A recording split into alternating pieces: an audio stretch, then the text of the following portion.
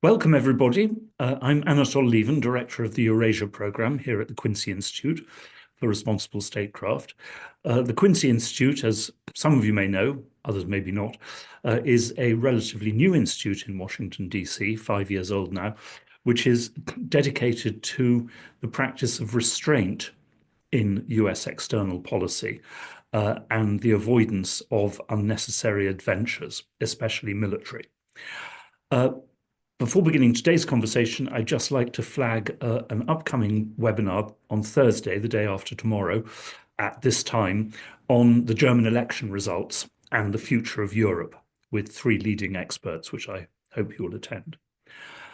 Today, by the way, if you have questions, please place them in the Q&A at the bottom of your screen, and I will pass on as many as we have time for.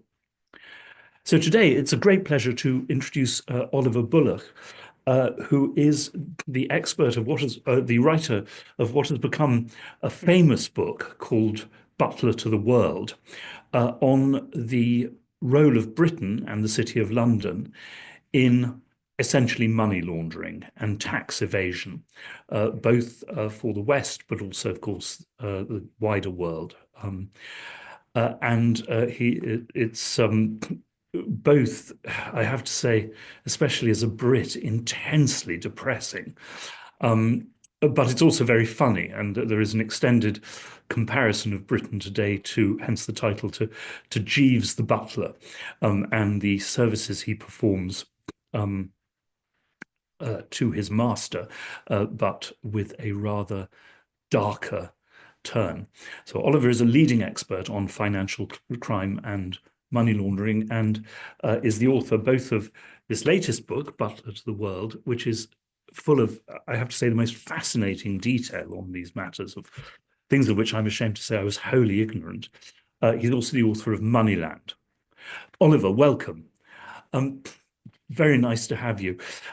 As I say, so many of the details of this and the origins of this were completely new to me, I'm sorry to say, although I thought, having worked in Russia and Ukraine in the 1990s, I knew a fair amount about this kind of thing. So could you take us through how this system of money laundering first originated, and some of its unusual details, like Scottish limited partnerships, an animal whose existence I was totally unaware of. Yeah, thank you. And thank you very much for the invitation to be here. It's a real pleasure to be sharing a screen with one of the small number of people who cut their teeth in Chechnya, like I did. We are a small but mighty mafia, and we are yet to take over the world, but who knows, one day. Yeah, I reported from Russia slightly after you did, starting in the late 90s and going in towards into the 2010s. And obviously, for anyone who was based in Russia in those years, it was pretty hard to avoid the influence of the oligarchs, the influence of increasingly Vladimir Putin's friends, his cronies, people he'd been in the KGB with, people he had grown up with in Leningrad, what we now call St. Petersburg, of course, who had become astonishingly wealthy via their friendship with him. But they were not, as a rule, content just to be wealthy in Russia, to keep their money in Russia. They like to export their wealth, for obvious reasons, to be honest. They like to export their wealth because so many of the nice things to buy, whether that was soccer clubs or super yachts, villas, islands, and so on, were all outside of Russia. But also, so much of the threat to their wealth came from other oligarchs, and actually from Vladimir Putin himself. If he fell out with his former friends, or if they had a sort of battle between the different oligarchs, they were vulnerable, their wealth was vulnerable, and they liked to put their money outside of Russia. I became very interested by this, by the way that this happened. And it became increasingly clear to me, and increasingly alarming as a Brit myself, the role that Britain in particular, and London as well, played in helping these friends of Putin, people who had only become wealthy because of their personal ties to, the increasingly dictatorial ruler of Russia, that was helping them to essentially keep their fortunes, to keep money that they had in essence stolen from the Russian people, to keep it, to invest it, to spend it, to re-establish themselves in Western countries, not as oligarchs or as robber barons or looters, but as philanthropists, as entrepreneurs, as the owners of successful soccer clubs and the kind of people who were profiled enthusiastically in the British tabloids. So this essentially, it was this process to get to the beginning of your question, this thought process that led me thinking, how is it that it happened that Britain assumed this role as the butler to the world, as a kind of place where if you were wealthy, everything was available.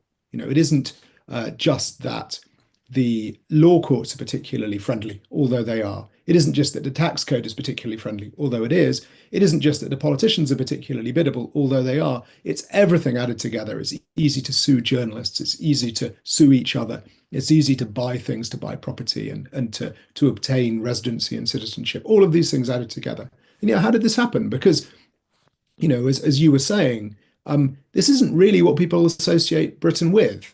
People have many ideas with Britain. It might be the royal family or Harry Potter or I don't know, steam trains or whatever trains, things like that. But it doesn't tend to be essentially as the world's greatest money launderer. Funnily enough, one of the rare groups of people who have no misconceptions about this at all are anti-corruption activists in the former Soviet Union. They are all fully aware of the role that Britain plays as the world's greatest money launderer. Also, so do journalists who write about the mafia in Italy. They're also very aware of Britain's role. But beyond those quite rarefied circles, this isn't well established. And it's a story that goes back to the immediate post-war years, the post-Second World War years, when Britain was completely bankrupt. Although the British Empire was sort of losing its way and its sort of weight in the world between the two world wars, Britain, particularly London, remained absolutely central to the way global finance works, all the way up to the eve of the Second World War, even though in industrial terms, Britain had lost its preeminence to Germany and to the United States. In financial terms, the City of London remained the centre of world finance. But Britain became so bankrupted by the Second World War, it had spent so much money on defeating Hitler, that it was essentially unable to play that role anymore. There were no longer essentially enough pounds in circulation anywhere to fund world trade.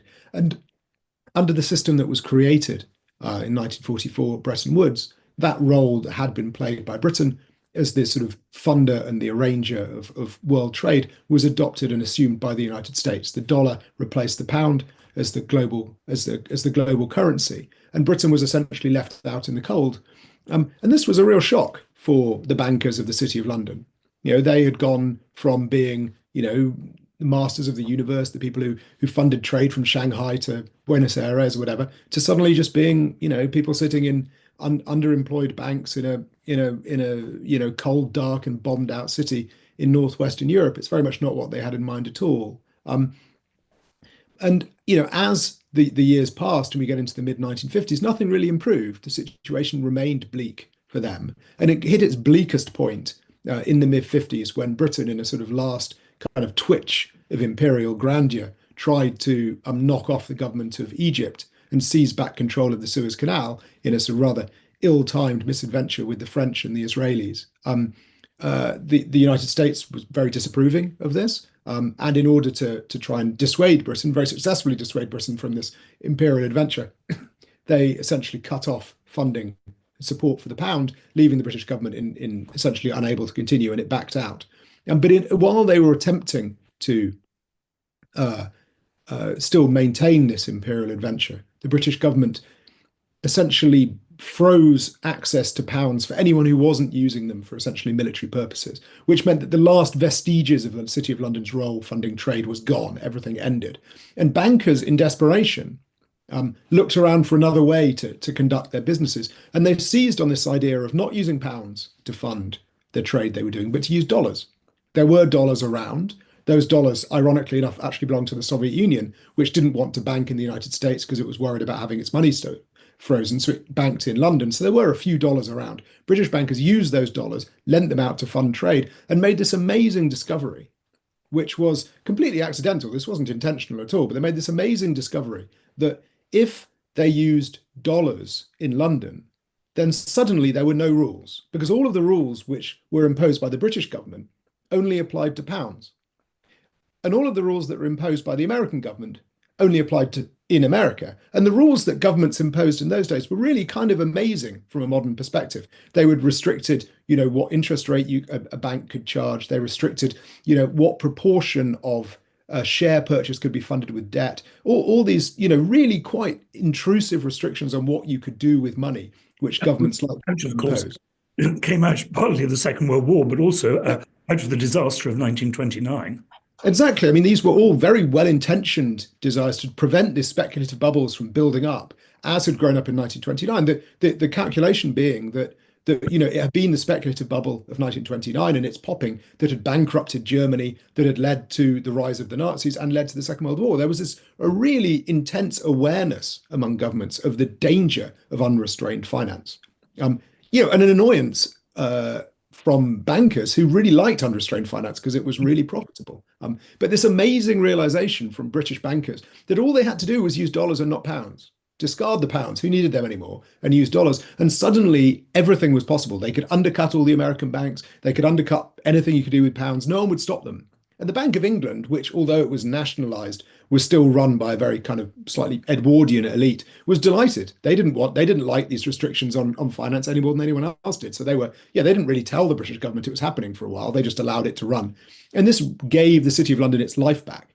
And what was amazing about this, though, if you really look at its details of what the City of London was doing, the City of London was taking money from the Soviet Union. And Stalin had only been dead for 2 years, right? This is sort of the real height of the coldest of the Cold War, really. They'd taken money from the Soviet Union and kept it safe in London so the Americans, their allies, couldn't get to it. They were lending that money out to essentially other financial institutions in defiance of the American restrictions designed to prevent a repeat of the 1930s disaster, in defiance of their own government's capital restrictions. They were undermining simultaneously the Americans and the British and all the Europeans as well, of course, in order for the mutual profit of themselves and the Soviet Union. And it was this sort of astonishingly amoral act which they did, which really established this new business model.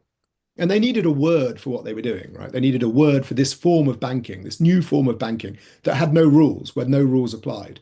And they, grasping around for a sort of a metaphor that described what they were doing, they decided that what they were doing was essentially happening out at sea, right? That if you go out of reach of land, there are no rules. So they thought, well, we'll call it offshore because that's what you call it if you go out of reach of land. So this is the birth of offshore finance. And offshore finance becomes the monster that destroys everything. Because as soon as money was set free in London, it wasn't only the London banks that liked to mess around with it. First of all, the Japanese banks turned up, and then the American banks, and then the European banks. Everyone used London as a playground. So all the restrictions imposed in the United States, in Europe, all of these restrictions designed to prevent speculative capital from doing whatever it liked, they were just unsustainable because as long as there was one hole through which the money could flow, then the money would flow through it. So you end up by the early 1970s, the Nixon administration gets rid of the dollar pegged to gold because it's not sustainable anymore. Throughout then the 1970s and 80s, all the restrictions on what banks could do, on the interest rates they could charge, were abolished on Wall Street and in the City of London. You see, eventually the Soviet Union collapses. They're unable to keep up with this kind of flood of money. And then this predatory financial system, which had been created in the City of London, is unleashed on the former Soviet Union. This is a place that had no natural defenses. It's as if you imagine a tiger arrives on an island that only had flightless and rather fat birds. A tiger arrives on Mauritius in the heyday of the dodo. The tiger is going to have an absolute field day. And it was this predatory financial machine that assisted the oligarchs in stealing all the money, in stashing all the money offshore in London, in France, in Spain, in the United States, and so on, essentially beggaring their own country for their own benefit. I read, it's an estimate, of course, but indicative, an estimate recently, that still more money was taken out of Ukraine by money laundering through Western banks in the 1990s than we have put back since the Russian invasion in terms of aid, which is depressing, to put it mildly. It is astonishing if you compare the economies of Ukraine and Poland both broadly similar countries in terms of the structure of their economies at the end of communism, similar sized populations.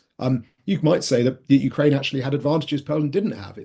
Has better agricultural land, it has possibly more natural resources, but yet the size of the Ukrainian economy compared to the Polish one now is night and day. And that really, particularly if you go back to 2014 before the Russian invasion, the only reason for that was corruption, really. They had been communist countries, but Poland, with the sort of lure of joining the European Union, had managed to create a form of the rule of law, very much not perfect in Poland, but a lot more governed by law than what you had in Ukraine. Whereas Ukraine was this, like Russia, I mean, not like Russia in a different way, but very much oligarch infested as Russia was, just different kinds of oligarchs. Until 2014, you had very similar forms of corruption that were happening. And that's the damage that corruption does, and so you have essentially the irony, I suppose, is that, what the City of London did was very much a post-imperial story. You had this sort of this motor that was designed to drive the British Empire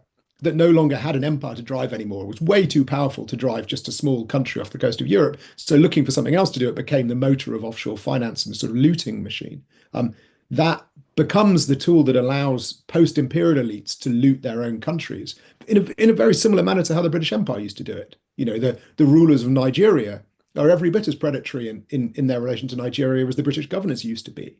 The rulers of Angola, just like the Portuguese used to be. But I think so you mentioned Scottish limited partnerships, and I'm going to come back to them because they're one of my favorite little wrinkles in this weird story. What's really important to recognize is that these tools, which are used by oligarchs and kleptocrats to loot their countries, are never designed originally for the benefit of oligarchs and kleptocrats. Oligarchs and kleptocrats, although they appear very wealthy, really not very wealthy by the standards of wealthy Westerners. If you look at even Vladimir Putin, no matter how wealthy he is, it's not a patch on Elon Musk. And the services which are designed by the City of London were always intended for wealthy Westerners rather than for kleptocrats. And the Scottish Limited Partnership is an example of this. Scottish Limited Partnership a limited partnership is a little bit in Britain what our version of an LLC is in the United States. It's a sort of strange kind of hybrid structure, which is half a partnership and half a corporation, in that it can own property, but it doesn't really have to declare any details about itself. It's a very convenient thing to own. If you have it in Scotland, it's even more convenient because it has a sort of legal personality of its own, which you don't get in England. It's just the perfect vehicle for owning property in an anonymous way. And essentially, wealthy bankers, wealthy people in London discovered the use of this as a tool for investing in insurance companies in the 1980s. And it did very well in that regard. But then in the 1990s, money launderers in Eastern Europe realized that this was the perfect tool with which to own bank accounts in Latvia and Estonia, through which to launder money out of Russia. And you ended up with this explosion of money pouring out of the former Soviet Union via the banks in the Baltic states, which by the early 2000s were part of the European Union and therefore very much integrated into the Western financial system. And the structures that they used were Scottish limited partnerships, which looked completely legitimate. What could be more respectable than Scottish? Or the great sort of, the most boring bankers of the British Empire were all Scottish. This is the perfect place to have your reputation in Scotland.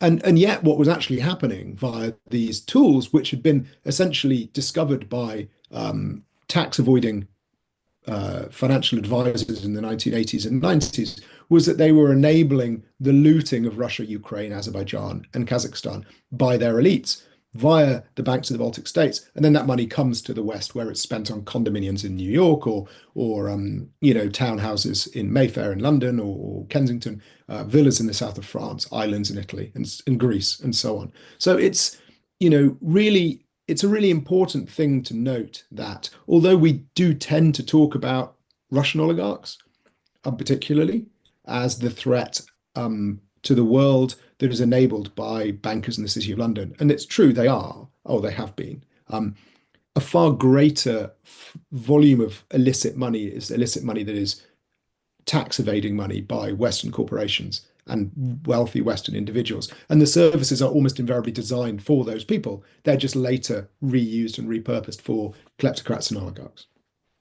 Well, I think that's a critical point because, of course, the very relaxed attitude, to put it mildly, to this theft and money laundering, in the West, not just, on the part of people who are directly benefiting, which were a lot. I mean, bankers, but also real estate agents, Harrods, sellers of luxury goods, but in the wider educated community, shall we say, this relaxed attitude was very much that, well, yes, they're helping steal from, Russia and places or Africa, but look, we're not doing the stealing. It's the own elites' fault. We're not. And by the way, we're making a lot of money out of it. But I think what was not realized, though this point, has been raised, you probably know Stephen Holmes and Cass Sunstein's work, is that this was also undermining the revenue base of Western states themselves. And in the end, going back to the very dawn of states thousands of years ago, if a state cannot raise enough revenue, if its elites escape from its control, to the point where they don't pay taxes anymore. This is a recurrent feature of Chinese history, for example. Ultimately, the state cannot fulfill its essential purposes, and it will collapse. It's a really interesting point and a really important one in the context of this book, but I think with lessons that go more broadly. Britain obviously is no longer an empire, but it does still have a number of small colonies. But it found a role. It lost an empire, but it found a role. It did find a role. I mean, it is, but there are a number of very small colonies, but we don't call them colonies anymore. We call them overseas territories. The most well-known ones would be the British Virgin Islands, the Cayman Islands, Gibraltar, Bermuda. All of these places were essentially only remained British because they were too poor and isolated to become independent when all the rest of the colonies became independent. But they managed to find a really useful position within the constellation of the Western financial system as a place that was British, but not quite. So, in the British Virgin Islands, you had British law, but you didn't have British police forces. So essentially, in a joint venture between New York lawyers and local lawyers, they created shell companies that essentially allowed Americans to dodge tax by routing their money via the British Virgin Islands. And the British police couldn't really do anything about it. The same is true in the Cayman Islands to a far greater extent. The Cayman Islands became, the absolute epicenter of money laundering during the cocaine epidemic in Miami in the 1980s, of just flying Learjet after Learjet full of cash to the Cayman Islands. And the British police were not able to do anything about it because they didn't have the kind of oversight of the Cayman Islands that they had. And this is essentially a phenomenon that you always see with sort of federal structures of one kind or another. If you have essentially money can flow freely between different units of a federation, but law can't really follow it, then you end up with problems where people take advantage of wrinkles in the law. You see exactly the same thing in the European Union. Ireland and Luxembourg, but particularly Ireland, has developed this amazing predatory role, essentially as the home from home for big US corporations, Apple notoriously, but others as well, who establish themselves in Ireland, run their operations in the European Union from Ireland, and have this sort of sweetheart deal with the Irish government where they pay almost no tax in Ireland. But because they employ so many people in Ireland, it's good news for the Irish government. It's absolutely terrible for all the other states in the European Union who miss out on all this vast quantity of tax, but it does exceptionally well for Ireland. For me, fascinatingly, you see the same model in the United States. One of my favorite examples is South Dakota. Beautiful, gorgeous South Dakota with the Mount Rushmore and everything, and Sioux Falls, lovely place to visit. Appalling place for financial skullduggery. Back in the late 70s and early 80s, South Dakota was on the verge of bankruptcy because of various difficulties it had with silver mining. And its go-getting governor of the time, in a desperate attempt to attract money, got rid of limits on interest rates that could be charged by credit card companies.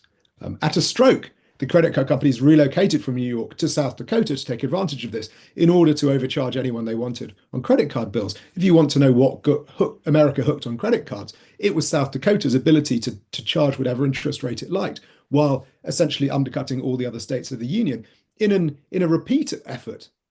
Bill Yankler, who was the governor, who really deserves to be better known. He is a guy who really did as much as anyone to break the taxable model of the United States. Amazing guy. He then decided to reform the trust system under the traditional form of trusts, which dates back to medieval England. A trust could only last what was called lives in being plus 21 years, which works out at about 100 years. So you could put something in trust. It can only stay in trust for about 100 years. And then when it emerges from the trust, it can be taxed. So it's out of the tax system for a century. But when it appears, it gets taxed again and everything's okay. And that's how it is in Britain. It's how it is in Australia and so on. Bill Yanklow spotted an opportunity and just said, no, in South Dakota, trusts are going to last forever. If you put something in trust here, then they'll last forever. This means that it costs them tax, but it means it does employ lots of lawyers in Sioux Falls who are going to set up all these trusts. It's good for South Dakota. It's appalling for the rest of the country. And if you look at the statistics for the amount of money that is poured into trusts in South Dakota from all over the world, because it's a really useful way of hiding your assets from scrutiny in China or wherever. It's been astonishing the amount of money that's pouring in. It's great. It's a little boom industry in Sioux Falls, South Dakota. But if you look at it from a global perspective or a national perspective, it's disastrous. So you see this same model. It was created to appeal to wealthy Americans who were, looking to somewhere to put their money where they didn't have to pay tax. But now it's being used by wealthy Chinese people, other, wealthy kleptocrats from around the world who are putting their money through these structures. We saw the same thing happening in the British model, and we've also, to be honest, we've seen the same thing in the EU. Places like Cyprus and Malta, who have taken advantage of the fact that they are within the European Union, are selling passports to Russian oligarchs because they have that same system. So Britain did this first, and Britain does it possibly more notoriously and worse than anyone else does. But it is, I think, part of the fabric of the modern economy, that where money can flow freely through a federation, the smaller members of that federation are always going to see ways to exploit that. I was thinking, oddly enough, while I was reading your book, I was also reading a novel called Queen of the South. I don't know if you know it, by Arturo Perez, which is centered on Gibraltar and this Mexican-Spanish chief of a drug smuggling ring, who precisely uses Gibraltar as her center for laundering the money that comes out of this. So it's a good fictional accompaniment to your book. Gibraltar's the most fascinating example because in Britain, Gibraltar is known as our gallant naval base at the mouth of the Mediterranean. The place is, you can say, as firm as the Rock of Gibraltar. It's it's the rock on which the British Empire was founded. It's astonishingly strong. But I went there because I was interested, because Gulnara Karimova, who you may remember, was the daughter of the former dictator of Uzbekistan, really grotesque human being. She had used a shell company in Gibraltar to route some bribes that she was paid by European telecoms companies, really large quantities of money in bribes. And I was interested in that. And I thought, well, I don't know much about Gibraltar. It's quite easy to get there. I'll go and have a look, see if I can find anything. I arrived in Gibraltar only to discover that the place is an absolute center for online gambling of the most unbelievable kind. It's a colossal center. Like all the big British gambling companies are based not in Britain, but in Gibraltar. The reasons being that in Gibraltar, the regulations are lighter, the taxes are lighter, and you can do what you like if you're based in Gibraltar. And it's absolutely amazing how this predatory industry is encouraged by, it is now the basis of their economy completely. It's encouraged by the Gibraltarian authorities, and there appears to be nothing anyone can do about it. I mean, if I was running the European Union, I'd be really cross about the role that Gibraltar plays, but they don't seem to mind.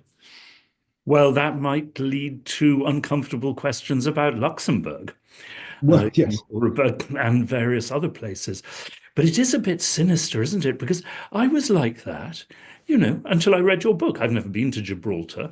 And I thought, exactly. I mean, I thought Gibraltar naval base. I mean, they seem happy enough. Doesn't hear about it. And then, my God, I discovered that without, I expect most British people think that about Gibraltar if they're not, working directly for the gambling industry. And so this way in which the whole world in many ways changed without us noticing it over the years, deeply, deeply sinister. mean, it is really interesting how it happens by stealth as well. And it isn't, these aren't sort of policy changes. I mean, I think in a way, and it's really impossible to overstate the damage that this has done to some desperately vulnerable places. If you look now, I'm currently writing an article about the crypto industry, and the use of particularly stable coins for laundering money out of Southeast Asia. If you look at the damage that this does to places like Myanmar or Laos, Vietnam, it is immeasurable, like genuinely appalling. The traditional money laundering techniques, the damage they've done to places like Nigeria and Kenya, Libya, genuinely horrific, like appalling. In a way, it would be easier if this was a conspiracy. Mm. If someone sort of rubbing their hands together with a white cat, had said, right, I will plot this terrible thing, and we're going to do this, and we're going to profit from it, and that's the plan. But it was never a plan. It just happened because there was sufficient profit in it for a sufficiently large number of people. And the way that traditionally, certainly in journalism, that we look at the world, we say, is it a cock up or is it a conspiracy? What's gone wrong? Which one is it? But actually, it's neither of those things. It's sort of something else whereby there is a system that is kind of accidentally profitable for a sufficiently large number of people for it to be maintained. And then those people lobby for slight loosenings of the bounds to allow that to grow and grow and grow until eventually, over time, in a very organic way, you gain an extremely predatory financial system that enables this bad behavior. And it happens in sort of slowly and by stealth all at the same time without anyone really intending it to happen or anyone really having had a conversation about it happening. And that's, I suppose, what seems alarming about it, that this deeply destructive system is happening. And I suppose when I first started writing about this, I first started writing about corruption and kleptocracy and the role of the UK as an enabler of it back in 2014 after the Ukrainian revolution, when there was this access to lots of documents that had been left behind by the former elite. You could go into their palaces and poke around. I'm sure you've done this. It's very good fun. And it felt kind of amazing to be able to see these sort of and brash places. And I would go back and talk about this in Britain and the role that Britain had played. And I was so appalled by it that I genuinely hoped someone would stand up and tell me I was wrong. Say, I understand why you think this. I can see how you've made this honest mistake, but you're wrong. It's not happening. Everything's great. Don't worry. But instead, everyone would say, "Oh yeah, you think that's bad? You should see what we're doing to Nigeria." And Yeah. and it was just this sort of open secret. But I And remember, when I was still respectable and invited to the best parties, several leading Western cultural institutions, universities, museums, got in touch with me and asked my advice about taking Russian and Ukrainian oligarch money. And in every case, I said, look, you should be very careful about this because in the end, this money was much of it stolen. Some of it was accompanied by murders in some case. All of it was exported illegally. And, it does come from the people of Russia and Ukraine and other places. And they were very polite and they said, yes, that's very interesting. Thank you so much for your advice. And in every case, they took the money. yeah, well, So, I yeah.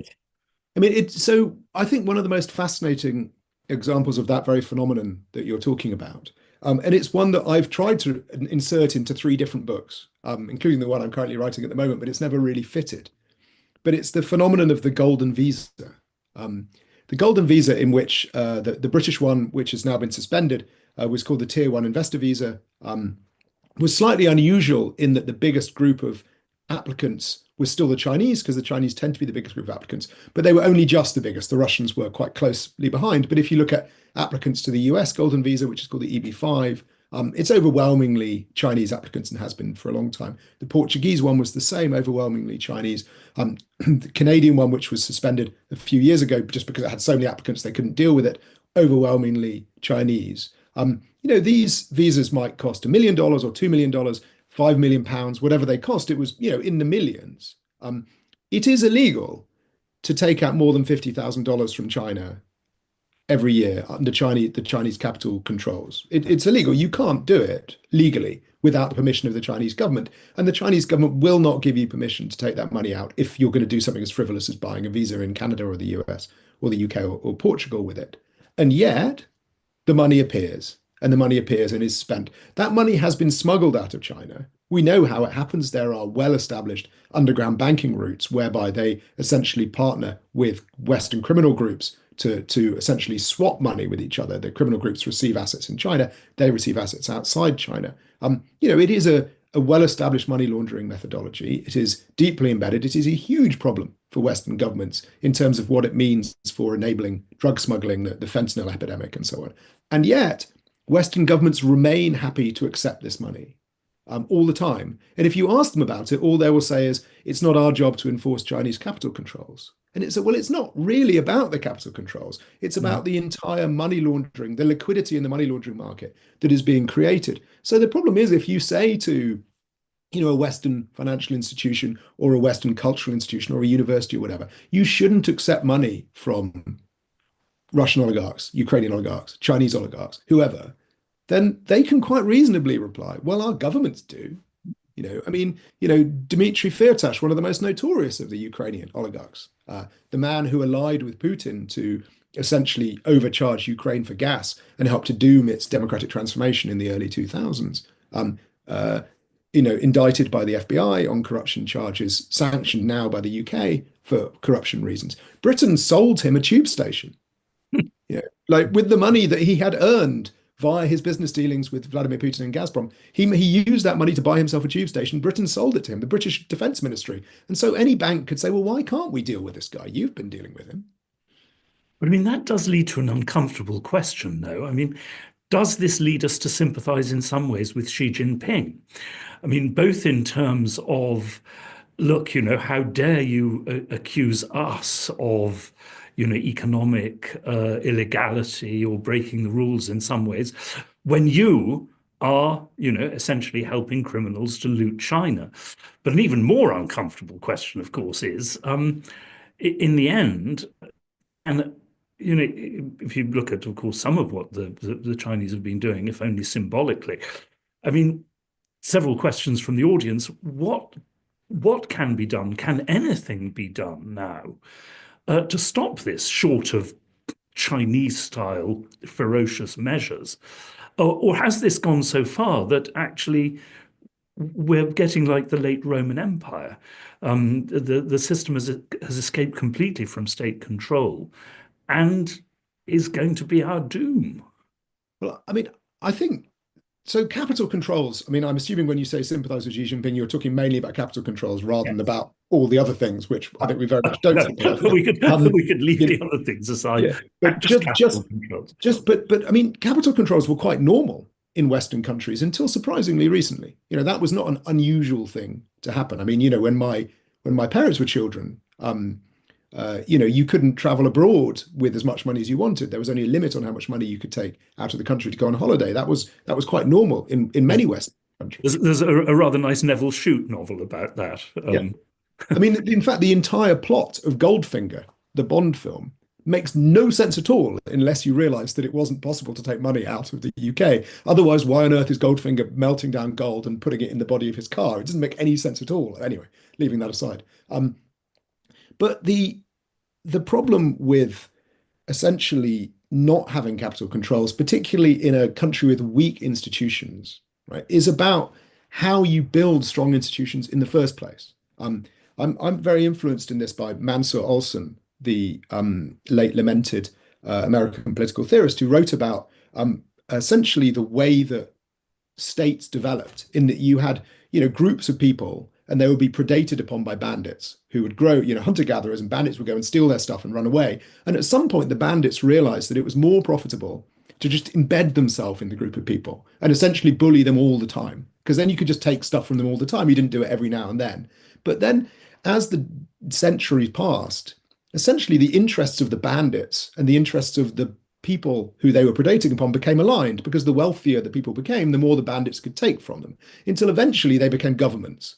And all the institutions that we're used to having. And we don't call it predating anymore, we call it taxing and so on. So you ended up with this system whereby the person who was ruling a place, they're no longer a bandit, they're now interested in the interests of everyone they govern, because it's in their interests to be interested. That's the idea. And I love that idea. I think the idea that you went from having roving bandits to stationary bandits, as he calls it, is a really interesting idea for how governments developed.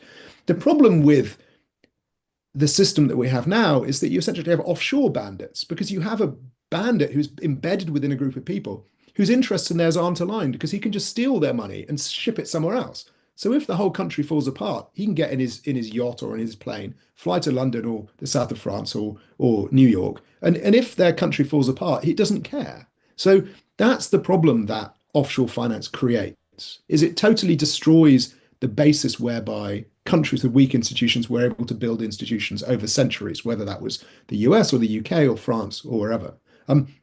So in that context, I can understand capital controls. I think they're probably a good idea, because it means that the bandits are forced to keep their money in the same place as the people that they're predating upon.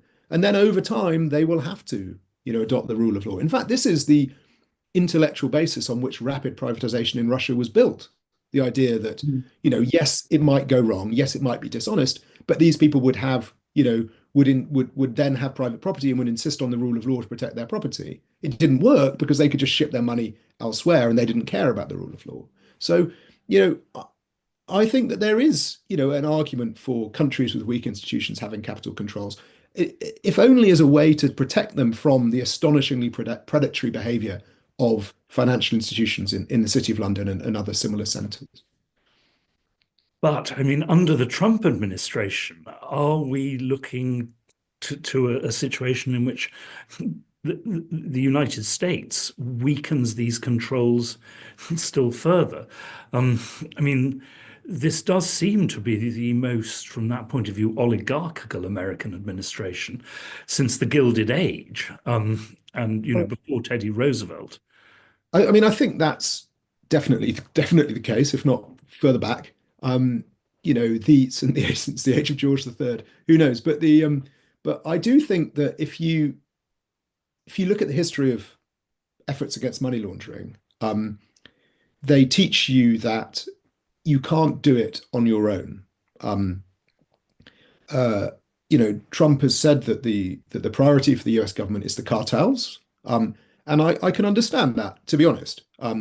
Considering the astonishing toll that fentanyl and other opiates and opioids have caused in the US, I can see why that is a priority and the priority. It's appalling.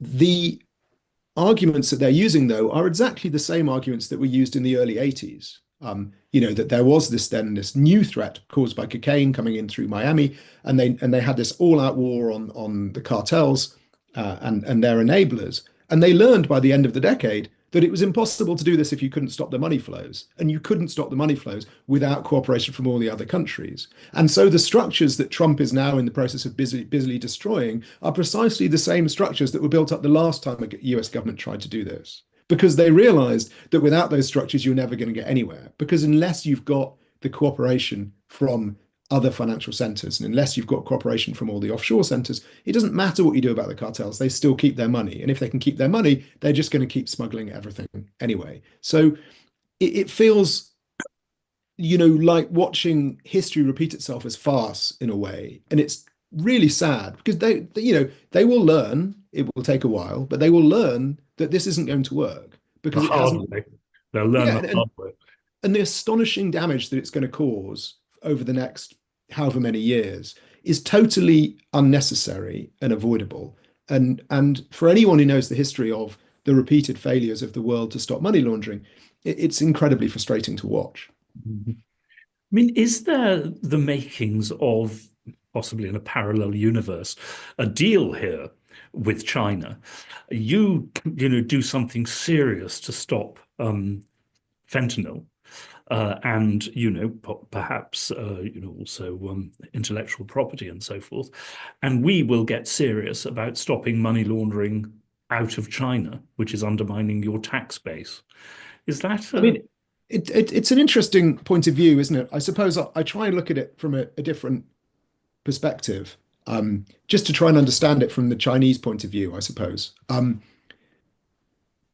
A recurrent complaint of the Mexican government in relation to the United States is about the smuggling of firearms across the Mexican-United States border. I forget what the latest figure is, but I think something like 500,000 Mexicans have been murdered in the last 15 years with firearms. And this has been overwhelmingly caused by the drugs wars. And it is essentially, it is a real war. Like an unbelievable number of people have been shot dead. Most of those, the overwhelming majority of those, with weapons which have been smuggled across the border from the United States. Now, the Mexicans quite regularly will talk to the Americans about this and say, please, can you do something about this? Because this is really causing a lot of trouble for us. And the Americans say, no, sorry, we've got a constitutional right to bear arms. That's how it is. And, there's nothing we can do about this. And essentially the issue is that this isn't really, there's no skin off the Americans' nose if the guns get smuggled across the border into Mexico and the Mexicans use them to kill each other, whatever. I think from the Chinese perspective, that's essentially the situation too.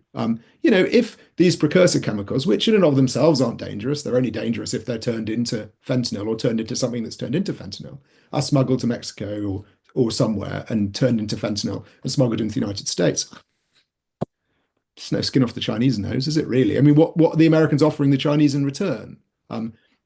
So I see it as being a bit like that. It's one of these situations where there is something with huge, massive political salience in one country, whether that be Mexico with guns or the United States with fentanyl, that just doesn't have the same salience in the other country.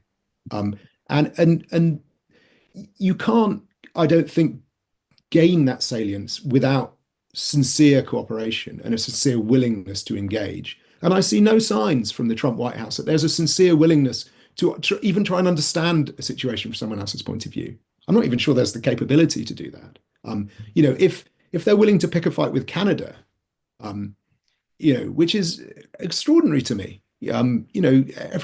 Canada's like everyone's favorite place. And if they're willing to pick a fight with Canada, then obviously, why would the Chinese trust them to keep to any arrangement that they come up to?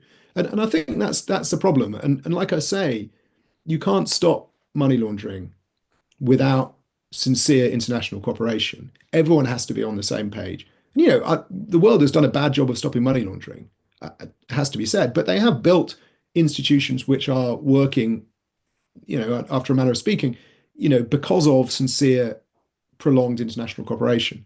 And that takes years and takes a lot of engagement and a lot of goodwill and a lot of back and forth. And that's what's lacking, sadly. Mm. I mean, coming back to Britain, but other places as well, is the answer perhaps a revolt of the provinces? Because years ago, I remember I was testifying to a parliamentary committee in Britain about British aid to Pakistan. And of course, many questions from the MPs about corruption and how much of this was being stolen. And eventually I said, look, yes, this is true, but let's be honest, first, the aid is also buying political influence. Let's be honest about this, trying to buy the goodwill of the Pakistani elites, which is useful for a whole set of reasons. But secondly, I said, let's be even more honest. Yes, the money is stolen, but we can't really complain about this in Britain because so much of it comes straight back here in terms of buying property in Knightsbridge and shopping at Harrods. And it was so funny. This Conservative woman MP stood up at the back and she said in this strong Midlands accent, well, that wouldn't impress my constituents very much. I'm from Birmingham. Well, I couldn't reply to that one. It's yeah. quite true. This Pakistani stolen money was not coming to Birmingham. I mean, it is a situation where the UK is different to the United States. In the UK, this business is overwhelmingly concentrated in London, City of London, Mayfair. That's where the money is, really. So in the US, you have a different situation with a place like Delaware that does very well out of shell companies. Nevada and South Dakota, as I mentioned, do very well out of trusts and so on. We don't have that. So yeah, it is a much more focused problem, but a different problem in a way is that this business has become so colossal and so dominant that it's the main source of tax revenue for the government. If you were to say, we're just going to give up on this, Butler to the world behavior, then, no hospitals, no roads, we need to learn to do something else. We need to actually build something again. And that is a really difficult case to make. You've got millions of people who are, they're working indoors, good, respectable white collar jobs, they're nice, clean, they're in the dry.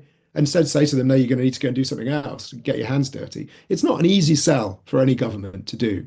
And that's it's the real problem with the whole development of the City of London as an offshore financial centre. It's a real argument for that, the devil makes work for idle hands situation. There are some hilarious reminiscences from bankers of what life was like in the City of London in the years after World War II. The place was completely dead. There's one guy, one of my particular favorites, who used to, with a friend, they used to see how far they could get at lunchtime before anyone noticed they were gone. And they would get a boat down the river, from us, take a train way out into the countryside. No one cared if they were at the desk or not. There was nothing happening. And my God, how much they drank at lunchtime. I mean, astonishing drinking, like 3, 4, 5 pints, and then amazing. But there were some people with more ambition than that. And those were the people who changed everything. And they drove this alteration because they spotted an opportunity in the wrinkles of legislation, the same wrinkles of legislation that allowed, the Wild Bill Janklow of South Dakota to spot the opportunities for bringing in the perpetual trusts. Those same kind of wrinkles are what allowed the City of London to get ahead and to create offshore finance with all the damage that that's done to the rest of the world. And those people will always exist, right? There will always be greedy people.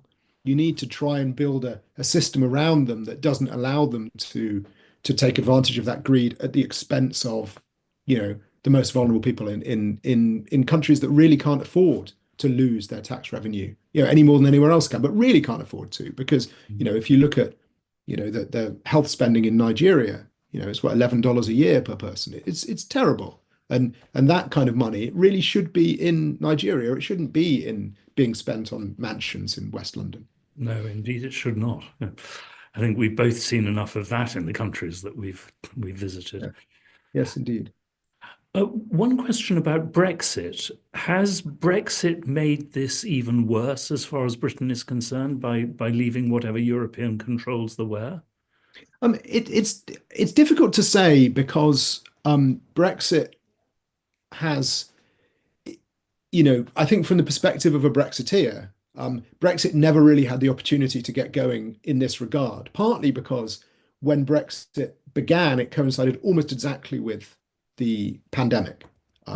So, there just was no opportunity for our, thrusting financiers to go around the world, attracting business from the world's worst people because they couldn't go around the world. They were stuck at home, staring at their screens like the rest of us. And then just as that's easing up and it's time for to get out there and extract money from people who can't really afford it, then the war in a full-scale invasion of Ukraine happened in early 2022. And there was this astonishing range of sanctions imposed on the Russians, not just by the UK, but obviously by the EU and the US and all our other allies, which then really put massive limits on the kind of business that could be done with Russia. So I haven't really seen signs of that Brexit has had that effect, to be honest. In fact, because of the, political impetus that's related to the war in Ukraine, and the war in Ukraine, the Ukrainian side is overwhelmingly supported in the UK. It's not as it is in the US, a political issue whereby one side supports Russia and the other side supports Ukraine. It's very much that there isn't essentially no one supports the Russians in the UK. That sort of political impetus has encouraged greater spending on law enforcement agencies to tackle financial crime. It's caused a couple of laws have been passed to bring greater transparency to the ownership of property, to prevent oligarchs hiding their wealth behind shell companies in British property and so on. So actually, in a way, because Brexit came alongside the war in Ukraine, it hasn't had the opportunity, although I'm sure some of its supporters would have liked to have done. It hasn't really had the opportunity to unleash greater butlering. Personally, I'm very happy about that. It would be nice to think that that wouldn't have taken a global pandemic and the worst war in Europe since 1945 to achieve that. But it has at least had that small silver lining to those two very black clouds. Yes, indeed. Another question, the special relationship, God, how I hate that word, between Britain and the US. Has this played a role in helping Britain perform this butlering?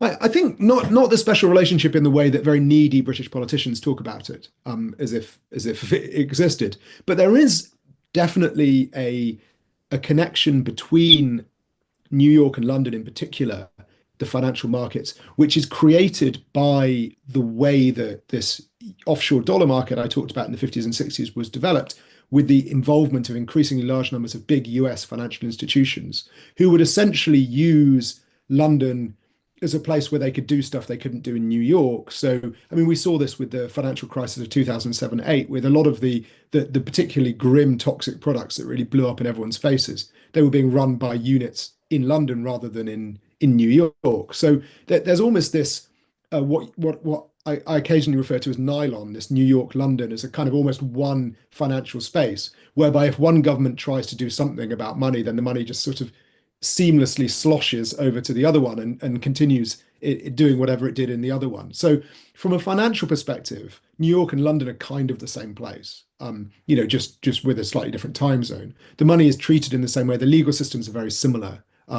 You have the same law firms active in both places, the same financial institutions active in both places. They speak the same language, So it isn't. I don't think it's because of the special relationship and the fact that we fought on the same side in a couple of wars a long time ago. It's much more about the way that the offshore dollar market was invented in London. So there is this connection between the two financial systems because dollars go back and forward between the two and so on. So in a way, the true special relationship perhaps is the special relationship between the financial centers of Wall Street and the city, and not the special relationship between Tony Blair and George W. Bush or whatever. Mercifully, because that, I mean, I'm not sure which is worse actually, but it is actually genuinely special in the case of the financial links because they are genuinely very intertwined. Mm. Final question, crypto. What impact is crypto likely to have on all this? I mean, does this mark the end of any possible controls at all? How long have you got? I mean, that is such an interesting question. I'm really interested. I'm becoming really interested in this at the moment. We always talk about Bitcoin. I think, to be honest, that's a bit of a red herring. Stable coins are the thing. Tether is the most famous stablecoin, USDT. There are other ones that are available. But the amazing thing about Tether or other stablecoins is that they are dollars, but without any of the restrictions of dollars. So they are dollars, but without any oversight, without any intermediaries to check for money laundering purposes, the way that money laundering is controlled. Like turbocharged euro dollars. Exactly. They are the euro dollars of the 21st century. And it took governments decades to catch up with euro dollars, to do something about controlling them. The stable coins are the new euro dollars. And I really don't think governments have got any sense about this. Interestingly, the Trump White House has issued a couple of executive orders about crypto, an executive order and a commentary on the executive order since the inauguration, saying that they wish to encourage euro dollars as a way. Sorry, I just went there. Stable coins as a way of encouraging the primacy of the dollar in the international financial system. And they will do that because they are backed by dollars, treasury bills. So they are kind of dollars, but they will do that at the expense of removing any oversight over the dollar system, which currently exists. Because at the moment, dollar transactions, that the FBI has jurisdiction over them, or the Southern District of New York has jurisdiction over them. So there are controls. It's difficult to transact in dollars because you will eventually run afoul of the US government. With stablecoins, that isn't the case. You can do what you like. And that is really, really worrying. We've seen the North Koreans using stablecoins, Hamas, Hezbollah, ISIS using stablecoins. Russians using them to evade sanctions, Chinese illegal gambling rings, all the what they call the pig butchering scams of Southeast Asia, these appalling, romance frauds and so on, are enabled by stable coins. It is the new coming technique for money laundering, and it will, if not stopped or checked in some way, and I don't see anyone who's willing to do that, it could just eclipse euro dollars as a source of instability and misery. It's really worrying. I should say for the record, Tether would dispute that. Tether would say that the financial inclusion that they bring to the world's poorest countries is far of greater value than whatever harm they might cause. I respectfully disagree with them there, but that is their point of view, and they do say it forcefully every opportunity. So I thought I'd get it across. Well, the famous British words, they would say that, wouldn't they? Yes. Oliver, thank you so much. This has been a fascinating conversation. I wish we could go on for another hour, but we've run out of time. Thank you. Not cheerful, especially for a Brit, but not really for anybody else as well, but desperately important. So thank you very much indeed. It's been a pleasure. Thank you for the invitation. Thank you.